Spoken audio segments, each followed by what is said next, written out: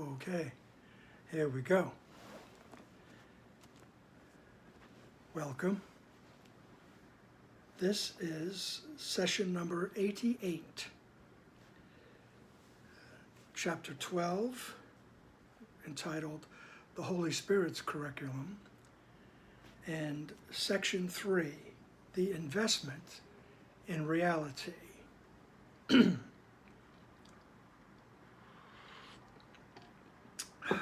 And so, I once asked you to sell all you have and give to the poor and follow me. This is what I meant. If you have no investment in anything in this world, you can teach the poor where their treasure is. The poor are merely those who have invested wrongly, and they are poor indeed. Because they are in need, it is given you to help them, since you are among them. Consider how perfectly your lesson would be learned if you were unwilling to share their poverty. For poverty is lack, and there is but one lack, since there is but one need. Okay, as I always say, this book, this text, it repeats the messages over and over again in different ways, in different words, right? And in different sentences, you know? But it's always the same messages, okay? That I connect with the right mind, right? I open up that channel, so to speak, of truth, of love, of peace. We'll find out is the first main thing that we'll attain is peace of mind. And we bring it to those who firmly believe, firmly invested in the fact that they've lost peace. They've lost their connection to love, right? They have no chance of being a channel of the light, okay? That's their belief system. And so they are poor indeed, okay? So this is what Jesus is telling us here. And, you know, for those of you who are not familiar with the New Testament renditions of Jesus' life, it was reported that he told them, go sell everything you have and follow me. All right? Give everything you have to the poor and follow me. All right? Now he's putting a little tweak on that by saying, you know, the idea of selling everything you have is the idea of not having an investment in the things of the world. He's not saying, you know, go around, you know, in India, there are mystics, holy people who actually do walk around naked. Right? Wouldn't get very far in Manhattan. Or I might say, you get even less far in other places in this country. If you did that, that's not what he's talking about.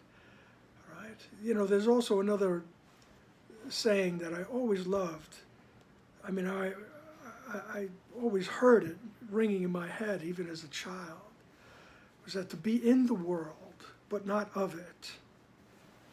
Right? And this is basically what he's saying, is he says, if you have no investment in anything in this world, in other words, nothing is that important. All right? He's not saying don't have a job, don't have a house, don't have a car, don't have a wife, don't have kids, everything, all right? It's just saying you don't make everything, your peace does not rely on anything, right? Your peace of mind doesn't rely on anything in this world, okay? I'm walking down the street yesterday, and, you know, no matter when you're seeing this video, we've been in quarantine in New York City for a long time, and it was quite intense for a long time. So there was a lot of stress just with the idea of opening your door and going outside. So for the past, couple of weeks, I've been going out early and taking walks, and they're gonna, all those phases, they're gonna open up the city tomorrow. So, but I'm walking down the street,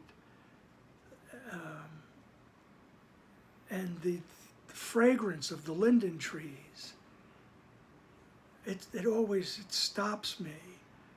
Whatever thoughts are rolling through my head, whatever attachments I have to the world, all of a sudden they stop.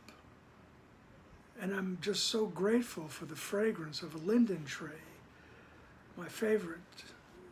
And it has a prominent place in my imaginary backyard. But in other words, you don't have an attachment, but that doesn't mean that I can't be peaceful if I don't have linden trees in the springtime. Okay? My peace does not rely on that. Okay? It's not contingent on the fact that linden trees blossom. Okay? So he says, just don't have an investment. I'm not invested in the tree. I love it. Right? I'm so grateful for it when I pass it by, and all of a sudden I realize. All right? I even took my mask down so I could smell it more. But it was early enough, there was nobody around. All right? But I'm not invested in it. All right? You're in the world, but you're not of the world. Okay?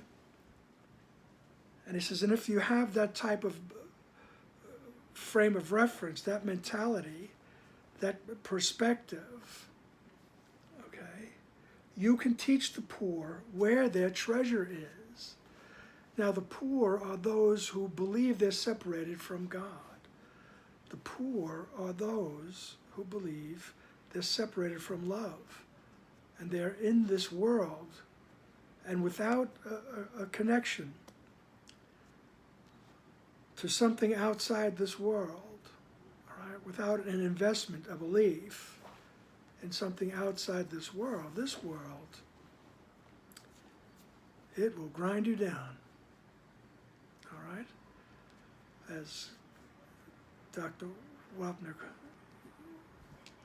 used to say, nice people don't come here. The people that, or those of us that come here, are up to the same thing. We're up to that free-floating guilt, that sense of lack that we have.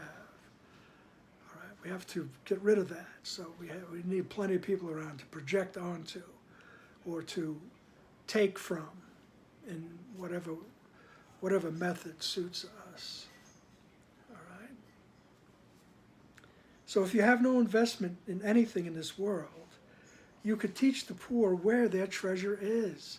The treasure it begins in the right mind. Okay? The poor are merely those who have invested wrongly, and they are poor indeed. Because they are in need, it is given you to help them, since you are among them. Consider how perfectly your lesson would be learned if you were unwilling to share their poverty.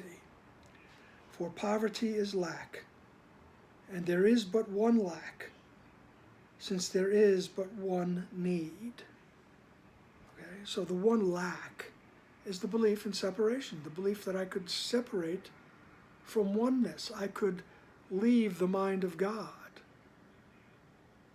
All right? That's the belief. And the need is what we call in the Course the atonement principle, which says you didn't do that. That never happened. You didn't leave the mind of God. You didn't break from the oneness. Right? You didn't attack God and heaven. You didn't do any of that. You are at home in God, dreaming of exile. Okay? So Jesus says, since you are among them, all right, you can bring the message. You can supply that need. And you just do that with your very presence. Your mind is connected to the right mind, right? And you go about your business. And the people you meet, the people you encounter every day, right? Even the ones you encounter in your memory and your future thoughts, right? You bring the message with you. You bring the message of atonement with you. You bring the message of forgiveness with you. Okay? You have never done anything. Right? You have never separated from God. Right? Later on in the text, Jesus will say, in time, you can feel the guilt. I mean, you do stupid things. You know, some people do very vicious things, right? So they need to be dealt with. You know, they can be removed from society and things like that. All right? It's not that everybody's let go. Oh, you didn't just knock that old lady down. It's okay, you didn't do anything. All right, but we don't have to hate anybody.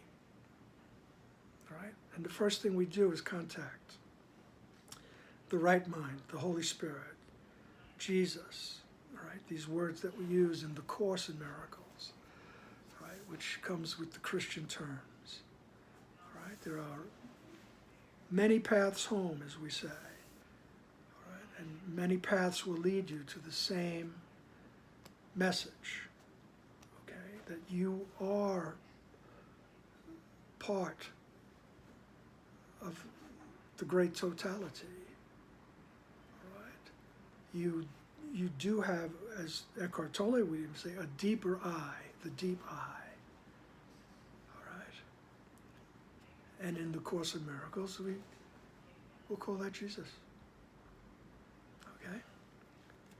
So, consider how perfectly your lesson would be learned. See, this is the idea of giving and receiving are simultaneous. As you heal, you are made whole. Right? All those things, all those messages that we get. All right? And here he's saying that your lesson would be learned perfectly if you were unwilling to share their poverty. So if you were unwilling to share their belief that you're separated from God, that's the poverty, the belief of being separated from God. And he said, if you didn't share that belief, your lesson will be learned perfectly. All right? And you will have achieved what we call in the Course the real world, all right? Which is still part of the illusion, but the perspective has been totally changed. Right? The persona of Jesus was in the real world as he walked through it. It's like being a lucid dreamer. Okay? All righty then. So, paragraph 2. Suppose a brother insists on having you do something you think you do not want to do. His very insistence should tell you that he believes salvation lies in it. If you insist on refusing, and experiencing a quick response of opposition, you are believing that your salvation lies in not doing it. You then are making the same mistake he is, and are making his error real to both of you. Insistence means investment, and what you invest in is always related to your notion of salvation. The question is always twofold. First, what is to be saved? And second, how can it be saved? Okay? So this is always a paragraph that confuses a lot of us course students for a long time. So he says, supposing a brother insists on having you do something you think you do not want to do. All right? Later on in the text, Jesus comes back to this idea, and he says, of course you wouldn't do anything that would bring harm to either one of you, or guilt to either one of you. All right? Of course you wouldn't do that. Okay? But just think of the little things during the course of your day where I insist it has to be this way. You have to do it this way. Okay? And for those of you who are in a relationship, I think you know what I mean. Okay? So Jean comes in and she said, oh, she'll move something and say, I think it should be over here. Are you kidding me? If I insist that that's crazy, that's the wrong way to do it, now, now if I'm in that frame of mind, I am already making the same mistake as the other person. The other person believes that they will feel better, actually, if something is over here instead of over here. Okay? And some people think that I will feel better if I look a certain way, or if my partner looks a certain way. I'll feel better. It goes on and on. So you can stop and notice that if you're having that quick responsive opposition, right? Let's go down this street. No. I mean, really. It brings to mind there's a lyric in a Paul Simon song where he says, she likes to sleep with the window open. I like to sleep with the window closed. So goodbye, goodbye, goodbye. Okay? It's that insistence. Okay? So if you have that experience of a quick responsive opposition, you're believing your salvation lies in not doing it that way, do it this way. Okay? So it doesn't have to always be these big things like, well, this guy just came up and asked me to jump in front of that bus. It's not, obviously, you're not even going to think about doing that, okay? You just don't have to hate the person that's asking you to do that. You realize that he's impoverished, okay, as we say according to this section. All right? So you then are making the same mistake and are making the error real to both of you. And the error is the idea of the belief in separation, okay? And that my peace of mind it's contingent on this, okay? That we go this way instead of that way. That we, open a window instead of close the window. All those things. You'd be surprised how many times during the day. So you just notice that you're insisting it should be the other way, when you could just go to your right mind and ask, help me to see this correctly, which means help me to see this through the eyes of peace. Help me to be peaceful. Okay? So the insistence is your investment in the belief that it has to be done this way, or else I can't be peaceful. All right? And what you invest in is always related to your notion of salvation. All right? So he says the question is always twofold. What is to be saved? And how can it be saved? So what is to be saved by insisting that do it this way? Well, what are you trying to save? You're trying to save some aspect of your ego. And how can it be saved? it seems to be saved by conflict until somebody gives up. And when whoever gives up is going to resent it anyway.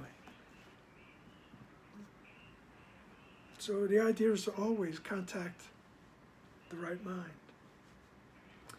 And be willing, have it be your goal, your desire to be peaceful. Right? Above all else, I want to see, as the lesson says. I want to be peaceful. Jesus will say in one of the lessons, to say these words is nothing. To mean them is everything. So just check yourself. You don't have to call yourself any names. You just check yourself and say, do I really want to be peaceful here? All right. And then with sincere request, you just say, I want to be peaceful. Help me to see this. Okay? So paragraph 3, whenever you become angry with a brother, for whatever reason, you are believing that the ego is to be saved, and to be saved by attack. If he attacks, you are agreeing with this belief. And if you attack, you are reinforcing it. Remember that those who attack are poor. Their poverty asks for gifts, not for further impoverishment. You who could help them are surely acting destructively if you accept their poverty as yours. If you had not invested in as they had, it would never occur to you to overlook their need. All right? So it's a good way to see where your investment is. Am I invested in a belief that I separated from God? If so, I'll respond to their attack with an attack. Right? Thereby reinforcing the idea that we're all separated here. Okay? There's no hope. Right? He says, you who could help them, you could help them. And how you help them is by asking, how do I see them correctly? You know, very quickly.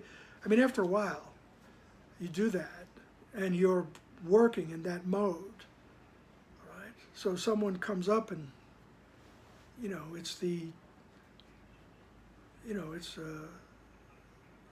guy in a park, he comes up, he says, you got a couple of bucks, I want to get a sandwich, I want to get something for breakfast, all right? And me being penurious, as they say, I pull out a couple of dollars and I hand it to him. And he goes, you got a few more? I want to get a cheeseburger. Now, I could interpret that as an attack, okay? But when I'm checked in with the right mind, okay, everything is okay. Everything is okay. He's afraid that he won't have enough, right? He's afraid for many reasons. He believes he's out on his own. He believes he's separated from love.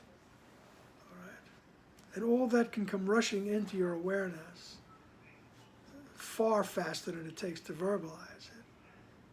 Just by asking, help me to see this correctly. I want to be peaceful. Okay? So you're not accepting their poverty as yours. And we're not talking about the physical, financial poverty. We're not talking about the form. We're talking about the content, the thought in the mind that says, I'm separated. I'm separated from love. I'm separated from the abundance of the mind of God. He says, you could help them, right? If you do not accept the poverty as yours, right? And that's the message that constantly comes through in the Course. All right? They're crying out for love, actually, by saying, hey, you got a few more? All right? I remember last year Washington Square Park, there was a woman who's obviously emotionally disturbed. She actually had a sign with, you know, very strong language that said, "Donna, I don't need your dollar. You know, I need 5." So, and in very colorful language on the sign, she let you know that. So, but there is that form of person with that sign, which should actually be reading, "Please tell me that I am not cut off from love.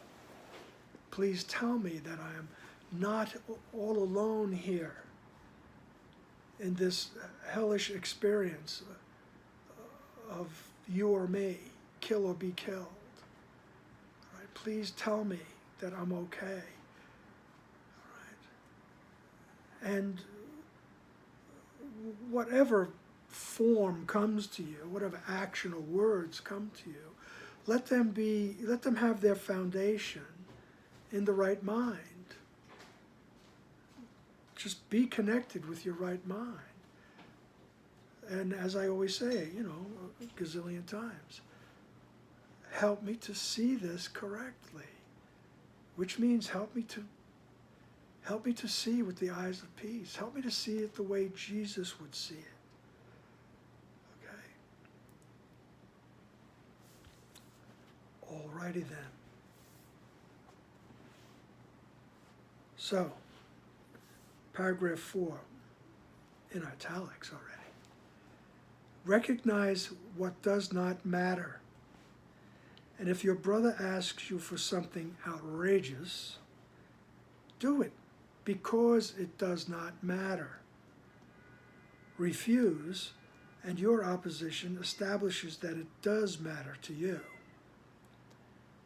It is only you, therefore, who have made the request outrageous, and every request of a brother is for you. Why would you insist in denying him? For to do so is to deny yourself and impoverish both. He is asking for salvation as you are. Poverty is of the ego, never of God. No outrageous requests can be made of one who recognizes what is valuable and wants nothing, and wants to accept nothing else. So that's just another way of saying, when I say, help me to see correctly, that's what I'm saying. It's my request. I don't want to see anything except what is valuable. And what is valuable but the peace that passes all understanding? All right? What is more valuable than that? And that's the goal. That's my goal. I want to see nothing else but that. All right? So a guy comes and says, "You got a couple of bucks," and then he looks, he goes, and now he's following. He's like getting up, and he said, "You got a few more? You got a few more?" It's like, so what is it that I value? I value peace. I mean, if I don't have any more money in my pocket, what am I going to do? You don't get guilty about that, okay? It's not about giving everything away, okay? It's about recognizing that here is a brother who believes he's cut off from the love of God, from the abundance of everything, all right? And you can supply the need. Even if you didn't have the money, you supply the need by recognizing his call for love. And you respond with love. It might be words, it might be actions. It doesn't have to be, $5. Okay? We don't know what the love looks like. That's what we're asking for. Help me to see. Alrighty. So paragraph 5, which is a very good statement here. Salvation is for the mind, and it is attained through peace. This is the only thing that can be saved, and the only way to save it. Any response other than love arises from a confusion about the what and the how of salvation. And this is the only answer. Never lose sight of this. Never allow yourself to believe, even for an instant, that there is another answer. For you will surely place yourself among the poor, who do not understand that they dwell in abundance, and that salvation is come. Right? So salvation is for the mind. This is never about form. Right? We always say in the Course, not about form, it's about content. Right? The content is the love that you are. Right? The content is the abundance, the oneness, the infiniteness of who you are. And he says, and it's attained through peace. All right. We wish for, we desire peace of mind, so that the monkeys stop chattering. All right. We desire peace, and we deny conflict. We don't want the conflict. We don't want the war. We don't want the confusion. We don't want the fog and the static. We want peace. Peace of mind, that fertile ground where the awareness of all that is rises up. All right? And that's what salvation is. The mind is no longer split. We are saved from that ego thought system. All right? That's what salvation is. All right? So any response other than love arises from a confusion about the what and the how of salvation. All right? So the what of salvation is what has to be saved. It's the mind. Okay? And how does it get saved? Peace. All right? So he says any response other than love comes from a confusion. You don't realize that's the mind that has to be saved, and peace is the way to do that. So help me to see things peacefully. Okay? Correct my vision. Help me to see correctly. Okay. And he says, never lose sight of this, even for an instant. Right? Never allow yourself to believe that there's another answer. There is no other answer except coming to that right mind, as the Course in some place put, the stately calm within. All right? Come to that memory of who you are. All right? You come to that. All right? That's the answer. That's where the answer is. In the text, the Holy Spirit is sometimes referred to as the answer. All right? He's also known as the correction. So he's the answer to, the belief that says I'm all alone. And it's the correction of that thought. Okay? So, not even for an instant. Okay? So you catch yourself whenever you can. All right?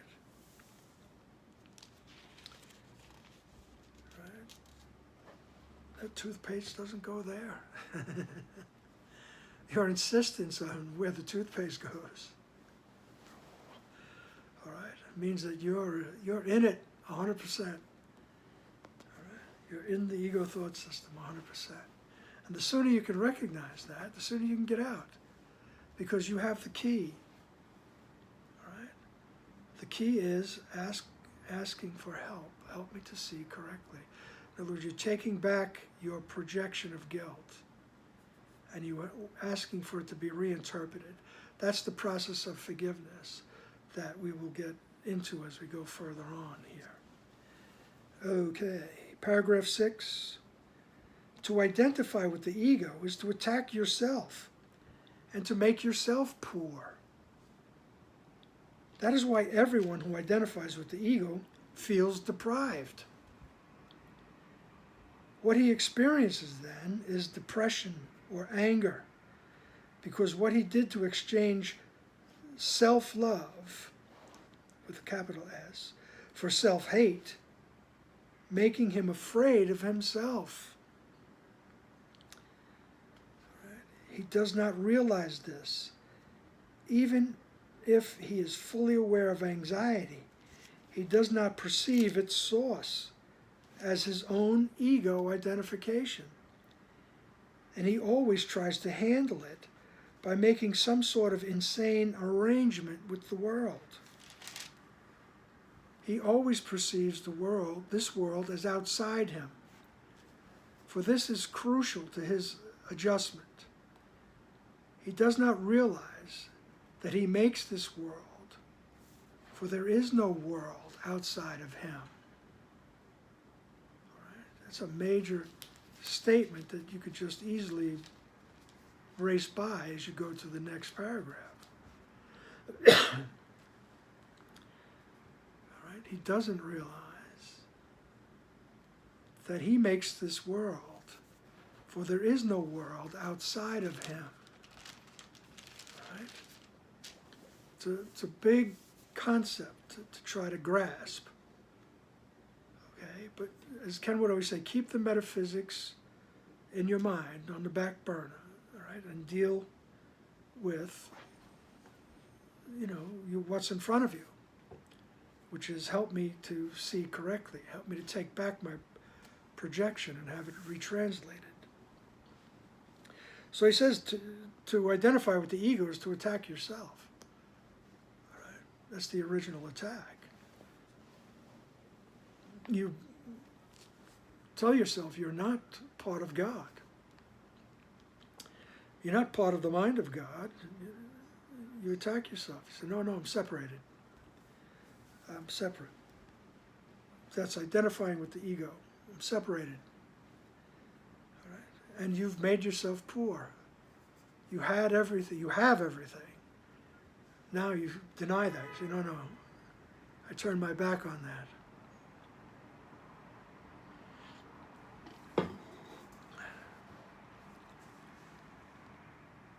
That is why everyone who identifies with the ego feels deprived.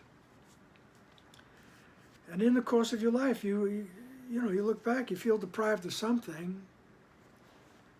All right? It starts when you're, a little baby. You feel, 3 o'clock in the morning, you feel deprived of food, of nourishment. You start to cry. You start to make a lot of noise. So that your parents now feel deprived of sleep, deprived of privacy, deprived of a lot of things. It goes on and on. Okay? And that's just the beginning, being a little baby. All right? So to identify with the ego is to attack yourself. That is why everyone who identifies with the ego feels deprived. What he experiences then is depression or anger. Because what he did was to exchange self-love for the higher self, for self-hate, making him afraid of himself. All right? We're actually, we make ourselves afraid of our true self. All right? Just the idea, just the reaction you have when I tell you, you are the Son of God. You're afraid. I mean, believe me, I'm part of your. All right? You're afraid of accepting that 100%. Right? Because society will tell you, you are crazy. All right? That's only one thing,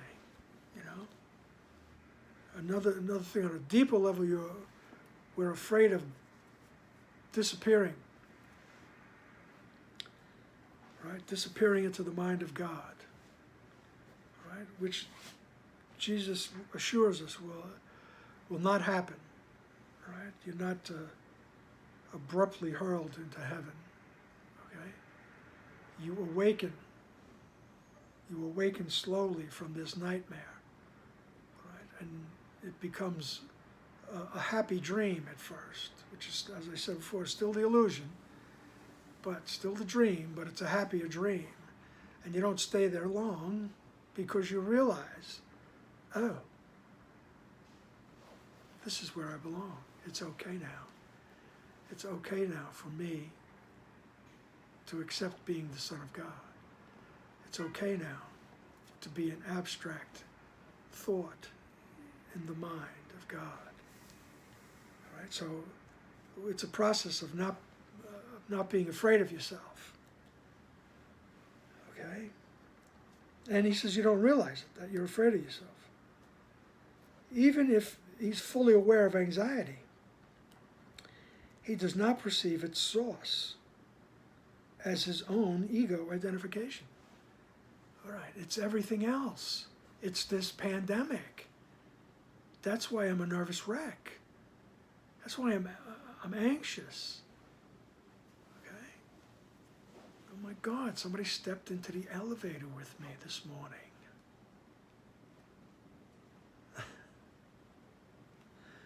And I know this woman from the area. Before she steps in, she goes, "Are you paranoid?"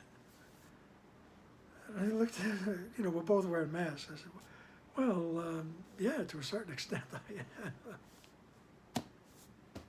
But she stepped in anyway. That's okay. But we don't realize it's the result of believing that I'm separated from God. It's the result of my identification with the ego thought system, my identification with the belief that I'm separated from love. Okay? And Jesus knows this is a process. All right? So as I say these things, you don't come down on yourself. So, well, when am I going to get it? All right? I got to work on it really hard. As Dr. Wapnick always said, Kevin, you're still taking things too seriously. And I would say, of course. All right? So don't take it, even your process and your progress in the course. Just have peace as your goal. Truly, I want to see peacefully. All right? And you are fine. And eventually you will realize that you are fine. You're okay. Everything is okay. All right? I believe it was Krishnamurti that said that when somebody asked him his secret, he said, "A secret? My secret is that I'm okay with whatever happens." All right? So, it says even if you're aware of the anxiety, some people are not even aware that they're nervous, that they're anxious. Certainly, as it gets worse, as the paranoid, a lot of them don't realize they're paranoid. Okay? It says, but even if you're fully aware of the anxiety, you don't perceive its source as ego identification. I would not be anxious, right, if I had not identified with the thought of separation. So that's what we're trying to undo. That's what we're trying to heal, is that thought of separation. All right? And we do it as long as that's your desire. You will be answered in a language you understand. Okay? For some people it's going to therapy. Really. For some people it's medication. Sometimes you have to just stabilize, all right, and work your way back. But it's that desire to be peaceful, to remember who you really are. All right? And he says, so if you don't realize that your anxiety is coming from your identification with the ego, he says you try to handle it. All right? You try to handle it. You try to make arrangements in the world on how to do things. Right? If I just have all my shirts lined up this way, I'll feel better. I won't be as anxious. All right? If I have a schedule, if I write things down, all these things, we make arrangements to help us with our anxiety. And we're not denigrating this. Do it. Do what you need to do. Just realize what's happening. All right? And little by little, you just keep asking, help me to see this. You're connecting with your higher self. Right? You're connecting with that higher self. And when you connect with that higher self, there is no anxiety. Even in that split instant, that little instant that you connect, the anxiety is impossible. Okay? So we try to handle it by making some sort of insane arrangement in the world. And we always perceive this world as being outside of ourselves. Okay? Because this is crucial to the adjustments. Right? He does not realize that he makes this world. For there is no world outside of him. Excuse me. So we could go back to that concept we mentioned early on called magic. Okay? And the idea of Jesus refers to magic thoughts. And this is what he would call magic thoughts. Is, making arrangements in the world to help calm us, to help quell the anxiety. Those are magic thoughts. And he says, don't stop doing what you're doing, just unless it's harmful to you, unless, I deal with my anxiety with, a fifth of sherry or something. He says, you might think about stopping that, but just notice what you're doing and then ask, help me to see correctly. Okay? Okay, because there is no world outside of you. Right? That's how powerful the mind is.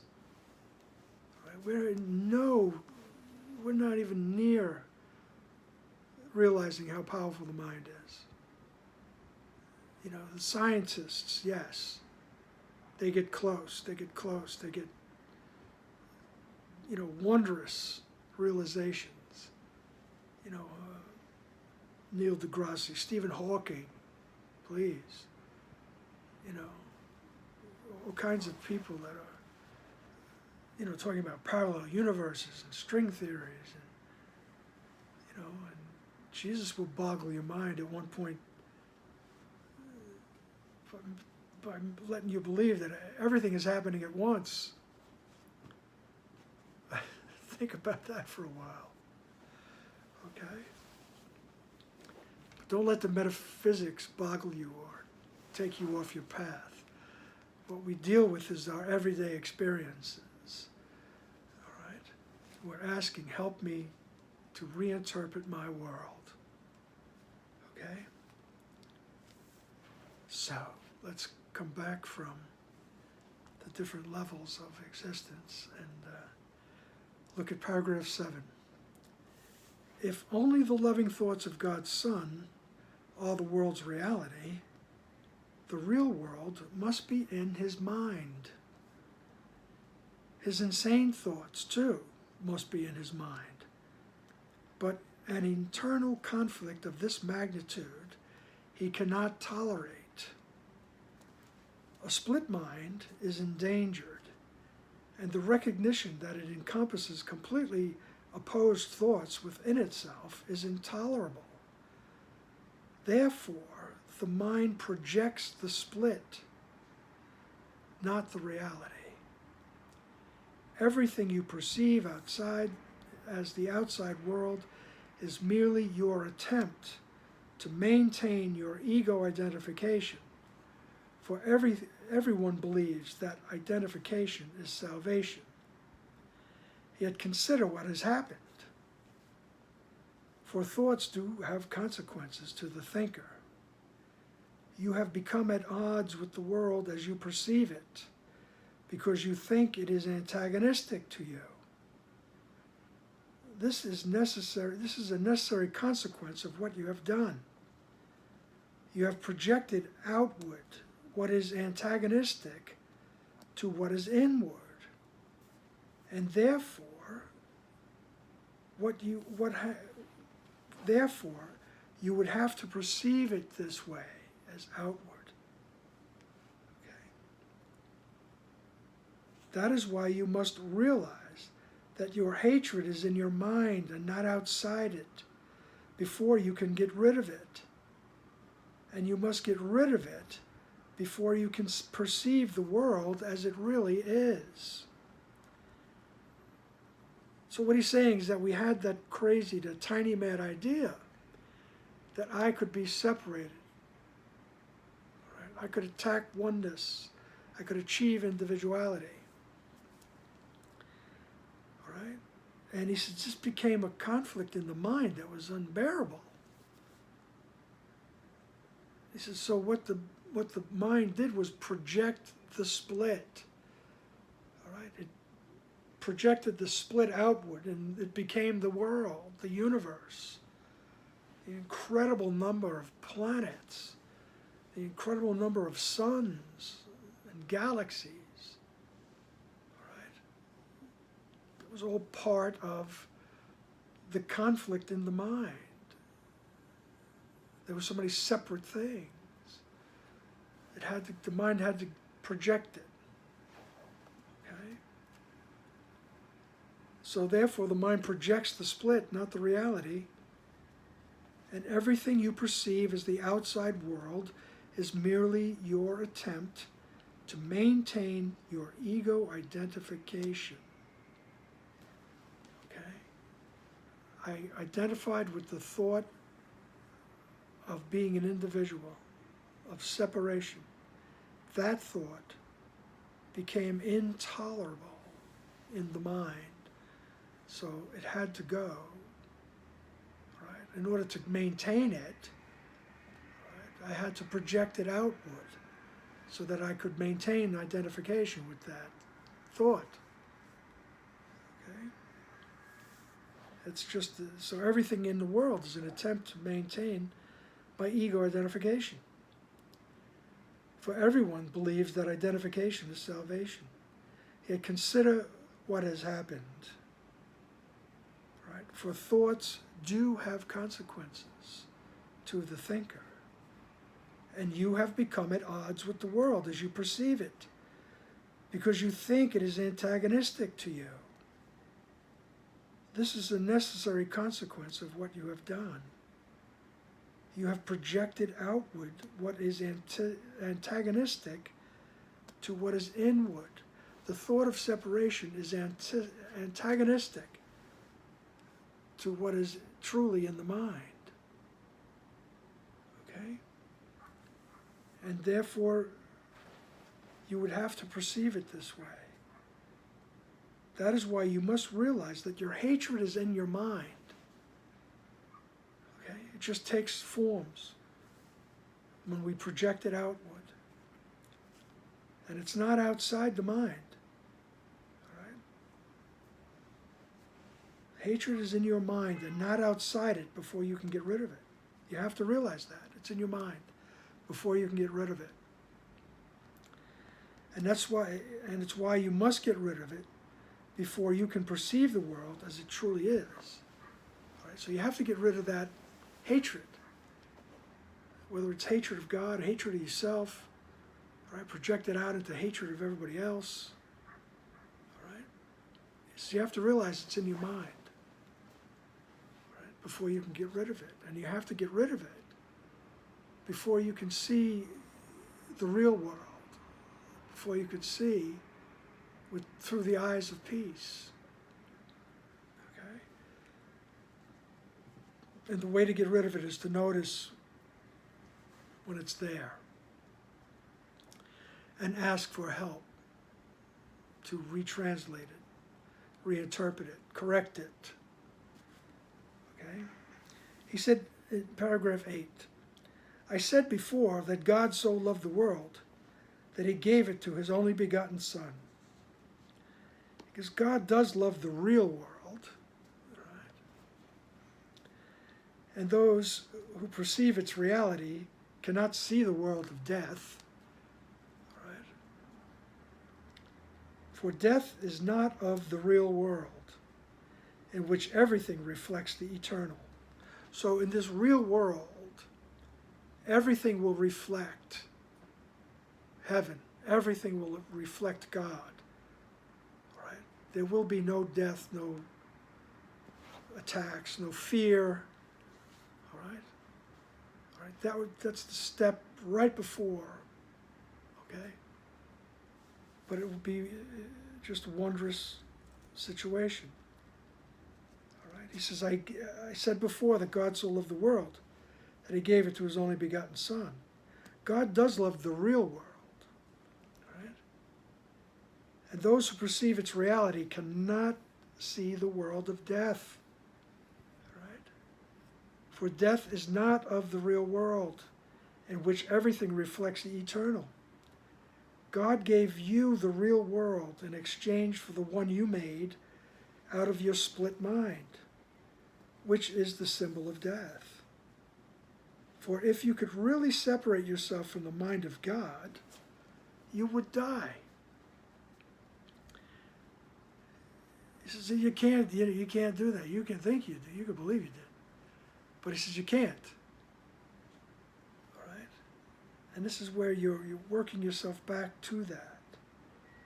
All right? So the real world, where everything reflects the eternal, that's where the historic Jesus was, in that realization of a real world. All right? Okay. And he says you can't really separate yourself from the mind of God.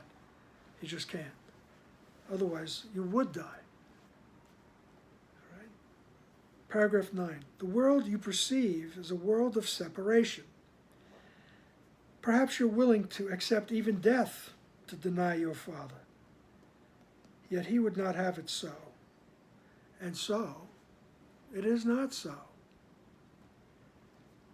You still cannot will against him, and that is why you have no control over the world you made. It is not a world of will because it is not governed by the desire to be unlike God, because it is governed. It is not a world of will, because it is governed by the desire to be unlike God. And thus, this desire is not will. Okay, I have a problem with that sentence. The world you made is therefore totally chaotic, governed by arbitrary and senseless laws, and without meaning of any kind. For it is made out of what you do not want, projected from your mind because you are afraid of it. Yet this world is only in the mind of its maker, along with his salvation.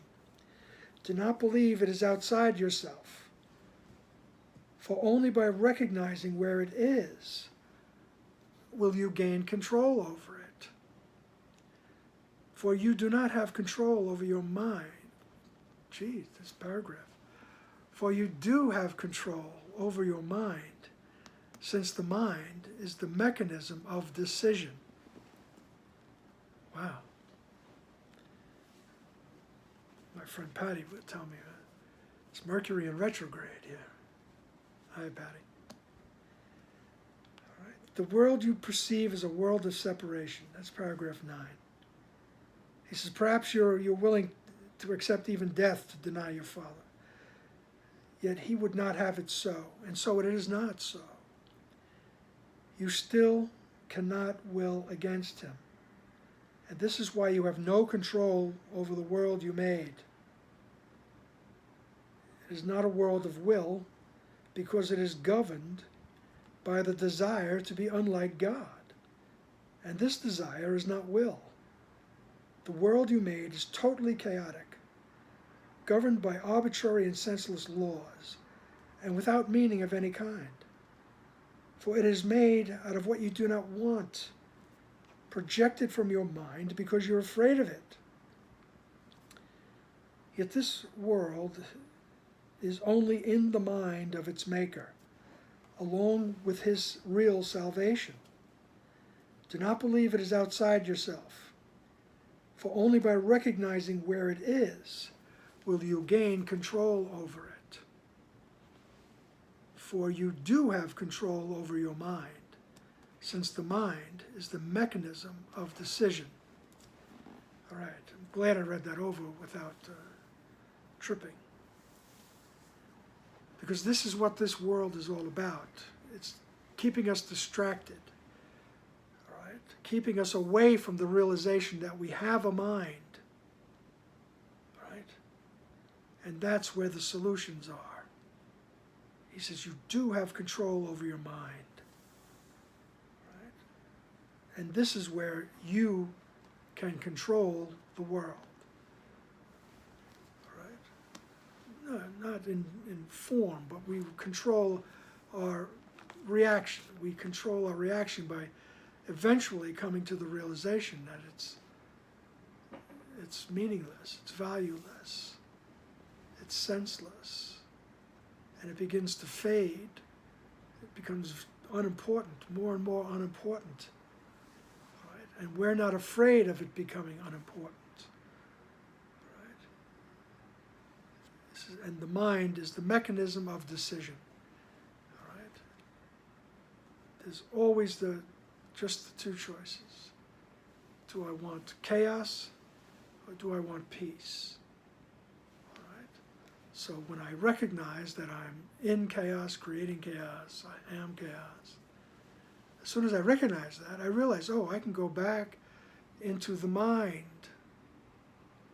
and ask my higher self, the deep I, my Buddha nature, Jesus, okay? I can ask, help me to see this correctly. Help me to correct my vision, all right? I want peace, all right? I want that peace that blossoms into the understanding of everything. And the mind is where it's at. And this world is trying to distract you from going back into your mind. All right? So paragraph 10. If you will recognize that all attack you perceive is in your own mind and nowhere else, you will at last have placed its source. And where it begins, it must end. For in this same place also lies salvation. The altar of God, where Christ abideth in there, is there. You have defiled the altar, but not the world. Yet Christ has placed the atonement on the altar for you. Bring your perceptions of the world to this altar, for it is the altar to truth. There you will see your vision changed, and there you will learn to see truly. From this place, where God and his Son dwell in peace, and where you are welcome, you will look out in peace and behold the world truly. Yet to find the place, you must relinquish your investment in the world as you project it, allowing the Holy Spirit to extend the world to you from the altar of God. allowing the Holy Spirit to extend the real world to you from the altar of God. Right? So that last sentence goes right back to the first sentence. The first sentence where he says, I once asked you to sell all you have and give to the poor and follow me. This is what I meant. If you have no investment in anything in the world, you could teach the poor where their treasure is. All right? So to find the place, to find that place in the mind, right? Very poetically described as an altar. All right? To find the place, you must relinquish your investment. Remember, relinquish is not sacrifice. It's not giving up anything. To relinquish is to put it down and walk away from it because you don't want to carry it anymore. You don't really need it. You don't need it. So you relinquish your investment in the belief in separation, in the world as you project it.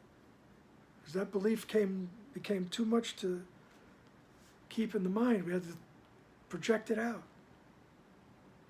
And we allow the Holy Spirit to extend the real world to us from that altar to God, from the right mind. Okay? And that's just a very, very beautiful and poetic way